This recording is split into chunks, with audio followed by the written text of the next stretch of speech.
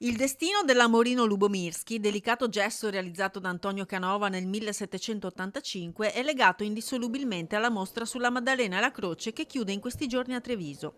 Grazie al prestito della commovente Maddalena giacente da parte della Gipsoteca di Possagno, i musei civici hanno garantito come contropartita il restauro del gesso.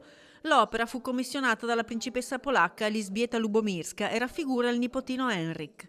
Si tratta di uno tra i più ammirati ritratti allegorici dello scultore e riscosse immediato apprezzamento. Canova, che inizialmente titubante perché non era così avvezzo al ritratto, però poi decide di accettare la commissione, quindi da qui il lavoro per arrivare a un marmo meraviglioso che oggi è conservato in Polonia e appunto presso il nostro museo custodiamo il gesso. Sappiamo che poi Canova ritorna sullo stesso soggetto varie volte, altre 4 volte.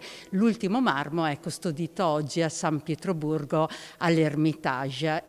Il gesso subirà un importante restauro sia per i danni subiti nella Prima Guerra Mondiale sia per l'umidità che ne sta minando l'integrità. Inizieremo con una prima fase diagnostica, quindi volta a rilevare i sali che sono il motivo del degrado e poi, una volta capito di quali sali stiamo parlando, andare a fare degli impacchi per toglierli e poi fare un restauro per consolidare, sanare appunto l'opera stessa.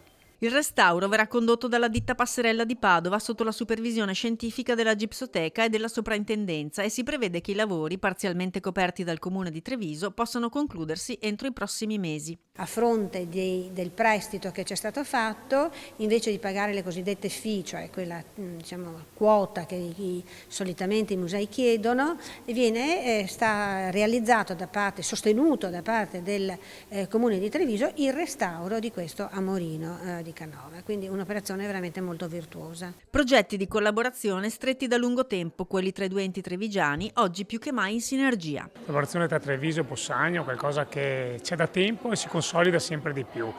Qui in questo caso ce l'abbiamo in un circolo virtuoso che va dalla valorizzazione, quindi con il prestito della Maddalena, alla conservazione, quindi con il restauro del nostro Amorino Lubomirski.